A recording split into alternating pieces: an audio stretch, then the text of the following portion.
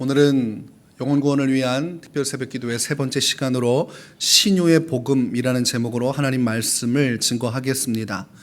오늘 본문의 내용을 보면 참으로 재미난 상황을 우리가 확인할 수가 있습니다.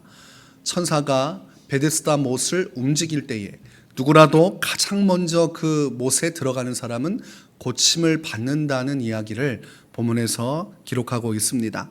그래서 베데스다 못에는 항상 많은 사람들이 북적거리고 있습니다.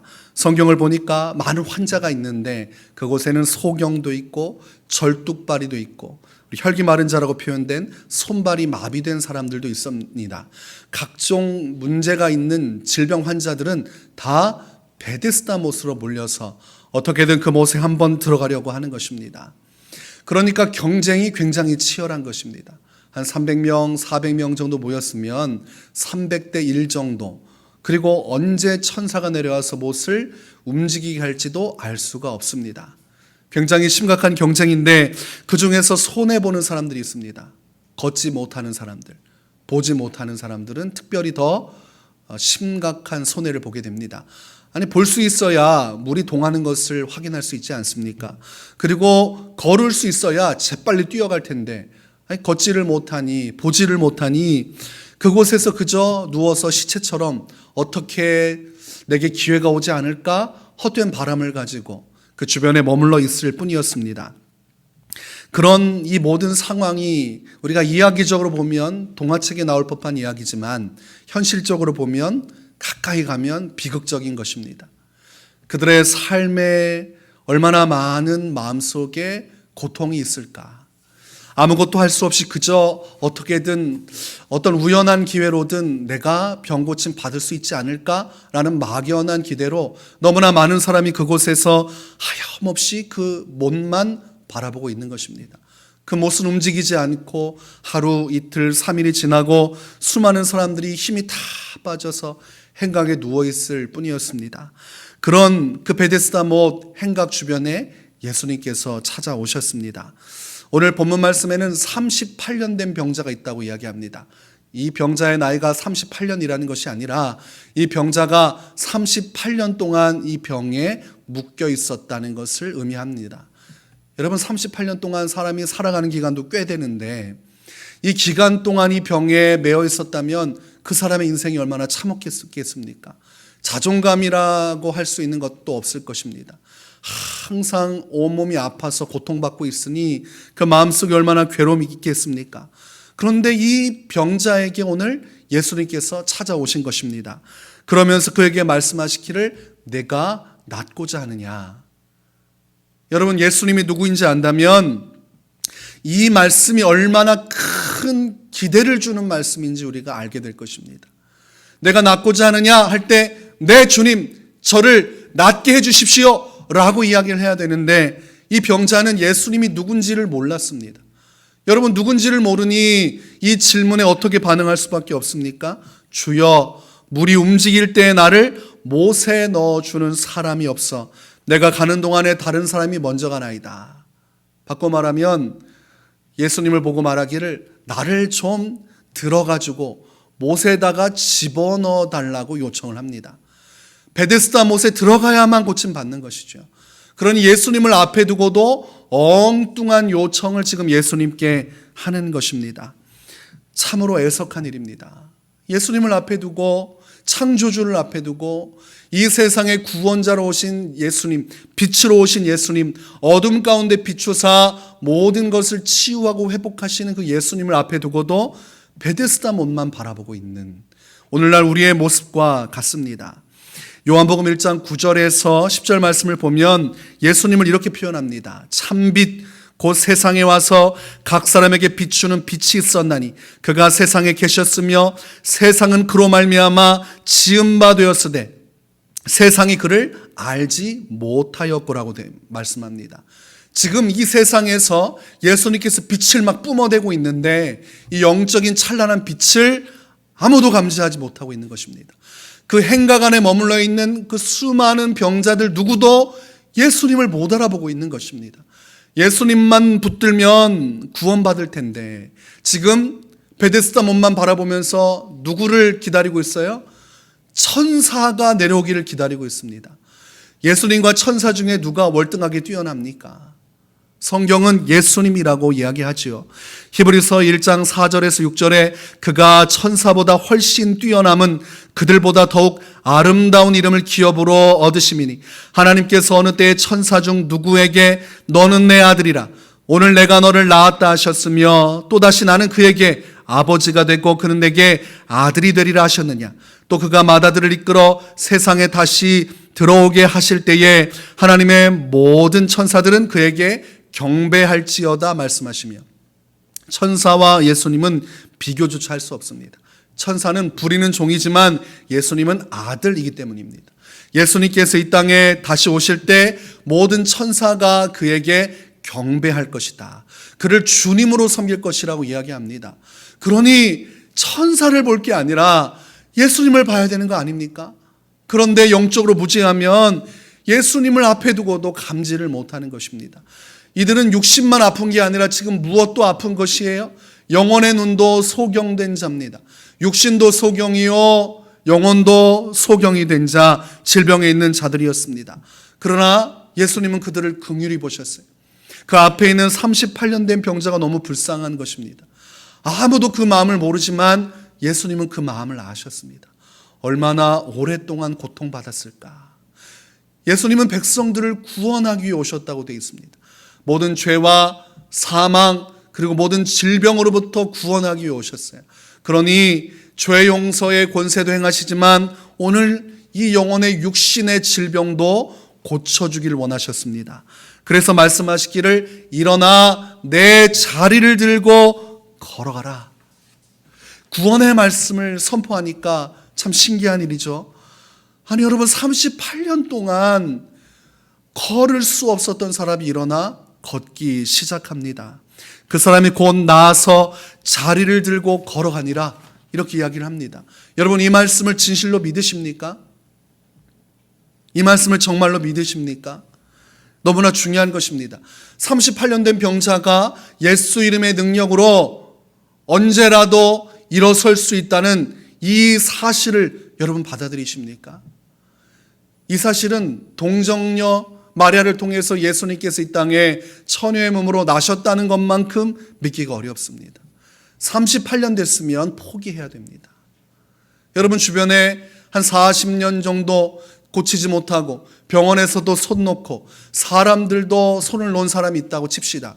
여러분, 그 사람이 치유받을 것이라고 확신하십니까? 예수님께서 그 사람을 치유할 것이다. 가정에 보면 아픈 상처들이 있는 가정들이 있어요. 치유되지 않는 이 문제들을 가지고 있는 가정이 있습니다. 그런데 만약 이 말씀을 통해 우리가 본다면 하나님 안에서 불가능하지 않으리라. 예수 안에서 치유의 능력이 일어날 수 있다는 소망을 우리는 가지게 되는 것입니다. 이것이 과거의 한 사건으로 끝나는 것이 아니라 오늘날도 이 말씀이 유효하다면, 38년 된 병자를 그 당시 예수님께서 고치셨다면 오늘날도 고치실 수 있다는 기대를 우리는 말씀을 통해서 가질 수가 있는 것입니다. 예수님의 근원을 성경은 태초로 지정합니다. 태초는 사람이 가늠할 수 없는 모든 것의 시작이 되는 때입니다. 태초라고 하면 사람은 가늠할 수 없어요. 여러분, 100년 전 해도 아늑하지 않습니까? 200년 전 해도 아늑하지 않아요? 조선시대 그때만 생각해도 아늑하잖아요. 아주 오래된 과거의 것들만 생각해도 아늑한 것입니다. 그러나 그 모든 성경의 역사를 거슬러 올라가서 우리가 알 수 없는 그 태초의 시간에 예수님이 계셨다고 성경은 말씀을 합니다. 요한복음 1장 1절에 태초에 말씀이 계시니라. 이 말씀이 하나님과 함께 계셨으니 이 말씀은 곧 하나님이시니라. 태초에 말씀이 계셨는데 이 말씀이 하나님과 함께 계셨고 곧 그분은 하나님과 동등한 동일한 분이셨다, 이렇게 얘기합니다. 그 말씀이 오직 예수님이에요. 요한복음은 말씀이 육신이 되어 우리 가운데 거하심에, 거룩하신 말씀, 태초에 계셨던 하나님이 육신의 모습으로 우리와 함께 하셨다. 그러나 사람들이 그를 알아보지 못하였다고 말씀을 합니다. 오늘날 신앙생활하면서도 예수님이 누군지 잘 모르는 사람들이 많습니다. 오늘날 믿음 생활하면서도 예수님의 능력이 무엇인지 아직까지 모르는 사람들이 있어요. 그래서 교회 와서 은혜도 받으려고 하고 신앙생활도 열심히 하려고 하는데 이분의 한계가, 이분의 능력치가 얼마인지를 가늠하지 못해서 제대로 바라보지 못하고 베데스다 못을 바라보고 천사만 바라봤던 이 38년 된 병자처럼 진리를 붙들지 못하는 사람들이 참 많습니다. 오늘 이 38년 된 병자를 고치신 예수님의 모습을 통해서 우리는 출애굽기 15장 26절의 말씀을 떠올리게 됩니다. 이렇게 기록되어 있습니다. 이르시되 너희가 너희 하나님 나 여호와의 말을 들어 순종하고 내가 보기에 의를 행하며 내 계명의 귀를 기울이며 내 모든 규례를 지키면 내가 애굽에서 내린 모든 질병 중 하나도 너희에게 내리지 아니하리니 나는 너희를 치료하는 여호와라. 하나님께서 과거 구약 시대에 출애굽 사건 중에서 자신을 계시하십니다. 자신을 계시하시기를 치료하신 하나님이라고 말씀하셨어요. 질병이 임하지 않도록 막아주신 하나님, 또한 질병이 저녁에 임하더라도 하나님께서 그 질병을 치유해 주시는 하나님이라고 말씀해 주셨습니다. 여호와 라파, 치료의 하나님, 그 치료의 하나님의 역사를 오늘 신약 시대의 예수님께서 그대로 재현하고 계십니다. 어떤 병이든 치유해 주시는 것입니다. 오늘 설교의 주제가 신유의 복음입니다. 여러분, 신유가 무엇입니까? 하나님께서는 성도를 보호해 주심으로 건강하게 지켜주시고 또한 성도가 병들었을 때에 기도할 때 그 병이 낫게 되는 것을 신유라고 합니다. 여러분의 일상의 삶의 건강을 유지하면 신유의 은혜가 임한 것입니다. 여러분이 혹시라도 병이 들렸을 때 기도하면 하나님은 신유, 여러분의 어떠한 질병이든 다 고쳐주실 수 있다는 것을 믿는 것이 신유의 복음입니다. 나의 질병과 하나님의 능력이 무관하다고 믿는 사람은 아직 신유의 복음을 받아들이지 못하는 것입니다. 하나님으로서 불가능하다 이러면 아직 신유의 복음이 경험되지 않은 사람이에요. 하나님으로서 나의 질병을 고치실 수 있다 믿을 때에 우리가 복음의 완전함을 경험하며 살아갈 수 있게 됩니다. 야고보서 5장 14절과 15절에서 이렇게 말씀합니다. 너희 중에 병든 자가 있느냐? 그는 교회의 장로들을 청할 것이요 그들은 주의 이름으로 기름을 바르며 그를 위하여 기도할지니라. 믿음의 기도는 병든 자를 구원하리니 주께서 그를 일으키시리라. 혹시 죄를 범하였을지라도 사하심을 받으리라. 믿음의 기도는 병든 자를 낫게 한다고 말씀하고 있습니다. 우리가 이 말씀을 온전히 받아들여야 됩니다. 신유라는 것은, 믿음의 기도는 병든 자를 낫게 하는 주의 말씀을 믿는 것입니다. 이게 너무나 중요하고, 과거 우리 조상들, 신앙의 선배들은 이 신유의 복음에 대한 믿음과 체험이 있었습니다. 오늘날과 같이 이 신앙이 흐려진 것이 아니라 분명한 경험들이 있었습니다. 우리가 지난 말씀에 김익두 목사님에 대한 말씀을 나누었습니다. 이 김익두 목사님은 깊은 산속에서 가슴을 치며 회개하다가 새벽에 집으로 돌아와 자던 중에 하나님의 은혜를 입습니다. 비몽사몽간에 불덩이가 가슴에 확 안기는 체험을 하게 되는데 목사님께서 얼마나 놀랐던지 어이쿠 벼락이야, 아주 크게 놀란 그 상황 속에서 성령을 받은 거예요. 이 소리가 얼마나 컸는지 안방에서 자던 어머니가 방으로 뛰쳐들어왔습니다. 보니까 불세례 받은 것입니다. 하나님의 성령을 그 새벽간에 크게 경험하고 나서 그때부터 이 죄의 무서움을 깨닫고 죄 사함에 또한 확신도 깨달았어요. 이분이 그래서 죄를 미워하는 거룩한 삶으로 나갔습니다. 우리가 앞서 말한 중생의 역사와 성결의 역사를 김익두 목사님이 경험한 거예요. 내면이 변화되는 성령께서 또한 거룩한 삶으로 이끄시는 그 경험으로 나갔습니다. 그리고 또한 이분의 사역의 특징은 신유의 역사가 있었다는 것이에요. 중생하고 성결한 삶을 살면서 그 삶 속에 하나님이 신유의 역사를 나타냈습니다. 이분이 사역을 하실 때 이 재령교회라는 데가 있었습니다. 이 재령교회가 한때 굉장히 부흥했던 교회였는데 교회에 스캔들이 났어요. 그래서 교회가 쇠락의 길로 들어가게 되었습니다. 사단이 교회를 흔들어대면 어느 한 사건을 통해서 쇠락을 하게 되어 있습니다. 그때 이 재령교회 박수운이라는 여자 어린아이가 있었는데 이 아이가 귀신이 들려버린 겁니다. 자꾸 발작을 하고 까무라치고 하니까 크게 문제가 됐어요. 교회가 기도가 죽고 영혼이 죽고 그 안에 성령의 역사가 사그라들면 귀신이 역사하기 시작해요. 그래서 교회가 기도로 충만하고 잘 되면 성도들이 영혼은 풍성해지고 삶이 은혜로 채워지고 그 안에 하나님의 복이 임하지만 교회가 사다리 식어버리면 귀신의 역사가 일어나는데 이 박수준이라는 아이가 귀신에 시달리기 시작했습니다. 그런데 김익도 목사님이 이 아이를 위해서 기도하자 이 귀신이 떠나가 버렸어요. 이 가정이 예수를 안 믿다가 이 아이가 귀신 들린 거에서 해방되니까 온 가족이 예수님을 믿게 되었습니다. 그때부터 교회가 살아나기 시작했어요. 하나님의 신유의 능력이 임하니까 교회 안에 소망이 생겨난 것입니다. 하나님이 계신가? 과연 이 교회는 하나님 앞에서 주님의 은혜를 경험할 수 있는가? 소망이 없을 때 하나님의 신유의 능력이 임하니까 주님은 살아계시고 오늘 우리 교회 속에 역사하시는구나. 그러면서 성도들이 막 힘을 내기 시작하고 교회가 부흥하기 시작했습니다. 1908년 말에 목사님의 사역 중에 육신에 종기가 난 박부인을 만나게 됩니다. 이분이 종기가 너무 심하니까 다리에 살은 없어지고 뼈와 힘줄만 남아버렸습니다. 13년간 이 병에 매여서 고침을 못 받는 것입니다. 이때에 김익도 목사님이 붙잡은 말씀이 앞선에 제가 말씀드린 야고보서 5장 15절 말씀이에요.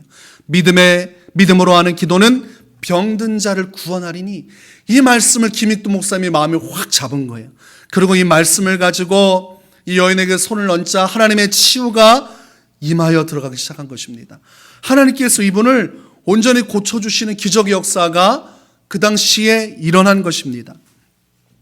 여러분, 우리가 잘 아는 이성봉 목사님의 사역 속에서도 신유의 역사가 특징적으로 나타났습니다. 이성봉 목사님이 38세가 되던 1937년에 총회가 있어서 그 총회 중에 피곤해서 잠깐 방에서 쉴 때였습니다. 그때 이분이 꿈을 꿨는데 이성봉 목사님이 김익도 목사님이 나타나는 꿈을 꾼 거예요. 김익도 목사님이 안수하는 꿈을 꾸었는데 그때 막 심령이 성령께서 임하시니까 뜨거워 견딜 수 없어진 것입니다. 그때의 그 경험을 이성봉 목사님께서 이렇게 표현하셨습니다. 뜨끈뜨끈한 손이 닿자마자 불의 폭발이 일어났는데 너무 뜨겁고 놀라서 화다닥 침대에서 뛰어올랐다. 떨어지니 꿈이었다. 어찌나 홀이 났던지 온 전신에 땀이 흐르나 심령은 매우 상쾌하였다. 불세례를 체험한 것이다. 성령의 역사를 경험하고 나서 이 이성봉 목사님은 말씀의 능력과 신유의 능력을 행하셨습니다. 말씀 가는 곳마다 중생의 복음, 이 성결의 복음, 그리고 또한 신유의 역사를 이루셨는데 어느 날 재령교회에서 집회를 하는 동안 연주창이란 난치병에 걸린 부인을 만나게 됩니다. 이 부인이 새벽마다 말씀을 듣고 은혜를 받으니 신유의 은혜를 간절히 사모하게 됩니다. 신의 은혜를 사모하던 중에 이분이 비몽사몽간에 주님의 사자가 내려와서 자신을 어루만지는 체험을 하게 됩니다. 놀라서 깨어보니까 현실이 아니었어요. 근데 그때부터 이분의 모든 질병이 사라지고 모든 아픔이 사라진 것입니다. 하나님께서 신유의 역사로 치유하신 것입니다. 또한 평양 명촌 장로교회에서 이성봉 목사님께서 사역하실 때 대감 귀신이라고 그래요. 대감 귀신이 뭡니까? 에헴하고 나타나는 귀신인지 모르겠지만 이 대감 귀신이 나타나서 집회를 계속 방해한 겁니다. 그러니까 드러난 거예요, 정체를. 귀신이 화급하면 정체를 막 드러내게 되어 있는데 드러나서 난동을 부리니까 집회가 어려워졌습니다. 그러나 마지막 집회 때 이 귀신이 쫓겨나는 역사가 일어난 것입니다. 이렇듯 하나님은 과거 복음의 역사와 함께 중생과 성결의 역사와 함께 어떤 일을 행하셨어요? 신유의 역사를 행했습니다. 우리 기독교 역사 또한 성결교회 역사에서 신유의 역사는 빼어놓을 수 없는 것입니다. 하나님께서 귀신 들린 자들을 고치시는 것을 보고 또한 하나님께서 질병에 있는 자들을 풀어헤쳐주는, 사람이 어찌할 수 없는, 말로 표현 못할, 알 수 없는 질병에 있는 자들을 하나님께서 낫게 하시는 그 경험이 우리들에겐 있었습니다. 그것이 바로 이 신유의 능력은 바로 예수 그리스도의 십자가를 통해 이루어진다고 믿어왔습니다. 베드로전서 2장 24절에 친히 나무에 달려 그 몸으로 우리 죄를 담당하셨으니 이는 우리로 죄에 대하여 죽고 의에 대하여 살게 하려 하심이라. 그가 채찍에 맞음으로 너희는 나음을 얻었으니. 예수님께서 채찍질 맞음으로 말미암아 우리가 나음을 얻었다. 치유받을 수 있는 은혜를 얻게 되었다. 성경은 말합니다. 이사야 53장 5절에 그가 찔림은 우리의 허물 때문이요 그가 상함은 우리의 죄악 때문이라. 그가 징계를 받음으로 우리는 평화를 누리고 그가 채찍에 맞음으로 우리는 나음을 받았도다. 예수님께서 십자가의 모진 고난과 고통, 수모를 당함으로써 하나님은 그 대가를 우리에게 허락하여 주시는데, 축복으로 받게 하시는데 바로 나음을 얻게 하는 것입니다. 하나님은 십자가의 예수님의 복음을 통하여 오늘날 우리의 죄 문제뿐만이 아니라 육신과 영혼과 정신적인 모든 질병에서 우리를 자유케 하시는 길을 열어주신 것입니다. 그러니 오늘날도 우리가 예수님의 십자가 복음을 믿으면 이 신유의 복음도 믿어야 됩니다. 주님은 나를 온전케 하실 수 있다. 이 세상에서 사람들이 불가능하다고 말하는 어떠한 질병도 전인격적인 치유를 행하실 수 있다. 이것입니다. 제가 전에 사역할 때 자녀가 자꾸 이상한 말을 하고 행동을 한다고 해서 집사님이 저한테 면담을 요청하셨어요. 그래서 제가 그 자녀를 데리고 오라고 해서 목회실에서 상담을 하는데 눈을 보니까 눈이 많이 풀려 있었어요. 둘 중에 하나였어요. 귀신이 들렸거나 정신적으로 문제가 있거나. 그래서 이야기를 나눠보고 했는데 오락가락하는 거예요. 그런데 영적인 부분에 있어서 자꾸 횡설수설하는 것이 정신적인 문제보다는 영적인 문제, 사단이 역사하는 것 같다는 생각이 들었습니다.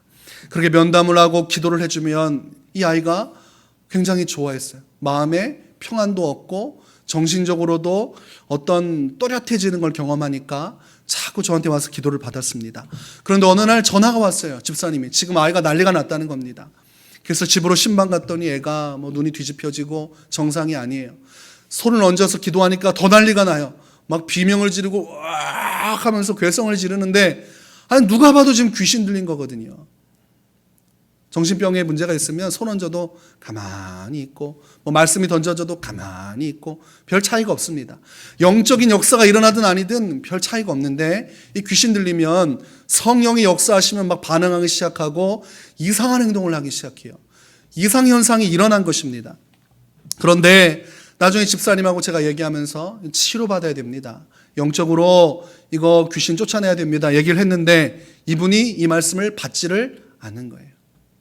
영적인 문제인데 아니라는 겁니다. 그러더니 나중에 결국은 시골로 내려보내서 요양하는 쪽으로 방향을 바꿨어요. 여러분, 이게 고쳐지겠습니까? 예수님 십자가 의지하면서 주의 신유의 능력을 의지해야 되는데 그냥 인간적인 방법으로 이 문제를 해결하려고 정신병원에 보내고 그냥 그렇게 시간을 허송세월하는 것을 보게 되었습니다. 그런데 그걸 제가 어떻게 할 수가 없어요. 부모가 예수님의 말씀을 믿고 무릎을 꿇고라도 목사님 도와주십시오라고 했으면 아마 제가 밤을 새서라도 붙들고 기도해 줬을 겁니다. 아니면 제가 시간을 내서 어떻게 해 줬을 거예요. 비록 부목사지만 내 가용한 모든 시간을 통해서 도와줘야겠다. 과거 나도 이 귀신으로 인해서 시달렸던 것이 있으니 내가 누구보다 그 아픔을 아니 도와줘야겠다. 이런 마음이 있는데 당사자가 원하지 않으니 아무것도 할 수가 없었습니다. 오늘날 왜 신유의 능력이 나타나지 않는가? 믿지 못하기 때문입니다. 오늘날 이 신유의 능력을 믿지 않습니다. 38년 된 병자가 낫다고 성경은 말하지만 내 가정과 내 삶에 그런 일이 일어날 것이라고 이것을 내게 적용하지는 않습니다. 어떤 사람들은 신유의 역사가 일어난다고 말하면 신비주의라고 이야기를 합니다. 오늘날 어떤 교단, 어떤 목회자들은 이런 신유의 능력은 이제 끝이 났다. 더 이상 그런 얘기 하지 말아라. 자꾸 이런 부분 가지고 성도를 혼란스럽게 하면 안 된다고 말하는 사람도 있습니다. 그러나 우리가 성결교회 부흥의 역사를 보면 이 신유의 역사를 부정할 수가 없는 것입니다. 교회를 살리고 부흥시켰던 성령의 역사 중에 이 신유의 역사가 강력하게 임한 것을 우리는 부정할 수 없어요. 오늘날도 하나님은 과거하고 똑같은 분이십니다. 정말 말씀을 사모하고 믿고 의지하면 오늘날도 일어나는 것인데 자꾸 부정하니까 하나님의 역사가 일어나지 않는 것입니다. 그렇다면 오늘날 왜 신유의 역사가 일어나지 않는가? 두 번째는 사모하지 않기 때문입니다. 여러분, 신유의 역사를 사모하시겠습니까? 아니면 병원으로 달려가시겠습니까? 이 두 가지가 꼭 양립되는 건 아니에요. 함께 할 수 있는 것입니다. 그러나 대부분 극단적인 선택을 해요. 하나님 의지하지 않고 일단 병원으로 달려갑니다. 그런 상황이 발생하면 하나님이 없는 거예요. 막 눈이 깜깜해지고 막 두려워지고 걱정스러우니까 의사 선생님만 붙들러 가는 것입니다. 여러분, 의사 선생님이 하나님이 아닌데 왜 하나님의 자리에 의사 선생님을 두고 있는가? 오늘 성경 말씀은 의사 선생님에 대한 이야기가 아니잖아요. 예수가 누구인가? 예수의 능력이 무엇인가? 예수님은 무엇을 우리에게 행하실 수 있는가를 보여주는데 정작 문제가 터지면 의사 선생님만 찾습니다. 먼저 예수님께로 나가야 내가 믿는 예수님이 누구시고 그분의 능력이 어떠한지를 알고 그분 안에서 믿음을 가지고 믿음의 기도는 병든 자를 낫게 한다는 이 복음을 믿어야 되는데 이 자체가 없고 오직 사모를 하기를 병원을 사모하는 거예요. 대학병원을 사모하고 좋은 어떤 커리어가 있는 의사를 사모합니다. 그러다 보니까 기도는 하나도 하지 않고 뭐만 해요? 의학적인 노력을 한다는 것입니다. 결국 그것은 아직 주님을 온전히 의지하고 사모하지 않는다. 여러분, 정말 사모하면 어떻게 될까요? 교회 와서 붙들고 기도하게 되어 있습니다. 정말 이 신유의 능력을 믿고 사모하면 교회당을 안 올 수가 없어요. 오늘날 교회당이 텅텅 비는 이유는 이 은혜를 사모하지 않기 때문입니다. 아예 부정하거나 이렇게 있는 일을 기억은 하지만 굳이 그럴 필요가 있는가? 병원 가면 되는데 이런 생각을 하게 되는 것입니다. 자, 병원이 고칠 수 없는 질병이 여러분 얼마나 많은지 아십니까? 사람의 정신적인 우울증과 황폐한 심령을 병원에서 못 고칩니다. 여러분, 죽어나가는 사람들, 자살한 사람들이 정신병원에 안 갔을 거라고 생각합니까? 정신병원에 가서 꼬박꼬박 상담도 받고 주변 지인들이 챙겨줘도 어느 날 갑자기 자살하는 것을 막지 못합니다. 사람이 역사하는 데는 한계가 있는 것입니다. 근본적인 해결은 예수님께로 와서 이 신유의 역사를 간구하는 것입니다. 이것은 여러분 고리타분한 이야기가 아니에요. 야, 보수적이다. 야, 고리타분하다. 오늘의 시대가 어떤 시대인데, 여러분 과거 구약 시대도 또한 예수님 오신 신약 시대도 시대가 바뀌고 여러 가지 상황과 환경과 문화와 그리고 나라 정책이 다 바뀌었지만 이 신유의 복음은 없어진 적이 없어요. 유월절 어린 양의 피로 장자들이 다 죽어나갈 때 그 예수의 피를, 십자가 피를, 이 유월절 어린 양의 피를 바른 집은 장자들이 다 살아났습니다. 하나님이 신유의 역사로 지켜주셨어요. 또한 오늘날 신약시대에 38년 된 병자를 예수님께서 즉시 일으켜 세우시는 일들, 보지 못하는 자가 보게 되고 또한 죽었던 자가 살아나게 되고 궁극적으로 부활의 영광까지 이루게 하는 하나님의 놀라운 역사가 구약과 신약을 잇고 있습니다. 그렇다면 초대교회를 지나 오늘날 이 시대의 교회 속에 이 신유의 역사가 사라졌다고 누가 말할 수 있습니까? 여러분, 변함없이 이 능력은 우리 가운데 함께하는 것이, 이 복음 속의 신유의 능력은 함께하는 것입니다.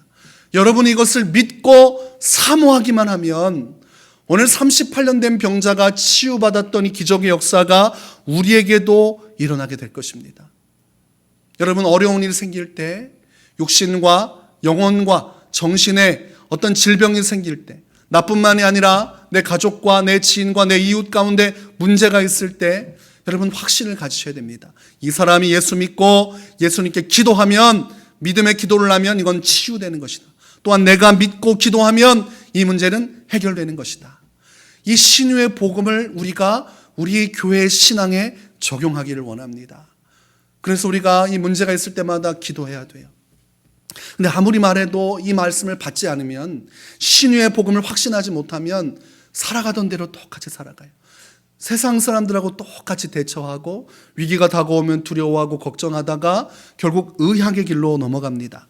얼마나 오늘날 성도들이 의학을 의지하는지, 하나님을 배제한 채 신유의 역사를 자꾸 믿지 못하니까 대통령도 코로나 상황 속에서 의학이 해결하는 것이다, 과학이 해결하는 것이다, 그냥 종교 생활은 마음의 평안을 줄 뿐이다, 이런 이야기를 하고 있는데 목회자들이 다 아무 말도 못하고 왔습니다. 그때 한마디 했어야 됩니다. 대통령님, 비록 이 코로나가 의학으로 해결해야 되는 문제고 정말 중요한 문제이지만 우리는 하나님께서 원하시면 오늘날도 이 코로나 문제를 지금이라도 해결하실 수 있다는 것을 믿습니다. 우리 교회는 이 기도를 통해서 이 시대의 어려운 문제 신유의 능력으로, 복음의 능력으로 해결할 수 있다고 믿습니다 라고 얘기를 해야 되는데 누구도 못 믿는 겁니까? 목사님들도 못 믿는 거예요. 왜냐하면 교회에서 예배하고 코로나가 일어나니까 야, 이거 큰일 나겠다, 교회 무너지겠다, 그러니까 신유고 뭐고 아무것도 모르고 일단은 교회 문 닫아버리고 오히려 마치 예수님이 없으신 것처럼 인간적인 방법으로 교회를 자꾸 이끌어 가려고 합니다. 오늘날 교회가 크다고 해서 만능은 아닙니다. 여러분, 교회가 화려하다고 해서 하나님의 성령의 역사가 온전히 뛰어나오는 것이 아니에요. 과거 초라했지만 김익두 목사님의 사역이 뭐 아름다웠겠습니까? 깡패가 변화돼서 예수 믿었다고 뭐 세련됐겠습니까? 이성복 목사님이 하시는 사역이 뭐 얼마나 대단했겠습니까? 신촌교회 세울 때 몇 가정 모여가지고 예배하고 세운 거예요. 뭐 얼마나 큰 대단한 영광이 있겠어요. 우리처럼 이렇게 단란하게 모여서 예배하고 기도하고 성령님 의지하고 말씀을 따라 중생과 성결과 신유의 역사를 따라 살아갔더니 하나님이 그 교회를 일으켜 세우신 것이지 뭐 처음부터 대단한 영광이 어디 있습니까?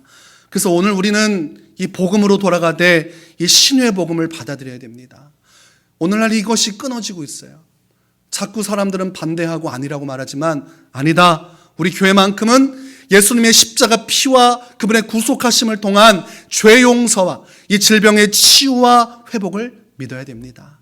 그러면 여러분, 하나님은 믿음의 기도는 병든 자를 낫게 한다고 말씀하셨습니다. 저는 그것들을 많이 경험했어요. 여러분, 시작이 중요합니다. 큰 문제가 생기면 그때 기도해야지. 이런 건 병원 가면 되는 거야. 아니에요. 여러분, 작은 시작이 큰 역사를 이루는 겁니다. 내 작은 감기, 내 작은 이 질병들 그것 놓고 붙들고 기도할 때 하나님이 치유하시는 걸 경험하면 이 믿음의 담력이 쌓이게 되어 있습니다. 야, 하나님이 이렇게 역사하시는구나. 하나님이 역사하시는구나. 저는 고등학교 때 예수님 만나고 나서 이 신유의 복음을 믿었어요. 워낙 귀신이 역사하고 저를 막 붙들어 놓고 자리에서 뱅뱅뱅뱅 돌게 하고 눈을 까집게 하고 뭐 횡설수설하게 하니까 뭐 살 수가 있습니까? 근데 주님의 믿음의 기도를 했더니 이 사단이 역사하다가도 어떻게 하지를 못하는 거예요. 그거 참 신기한 거예요.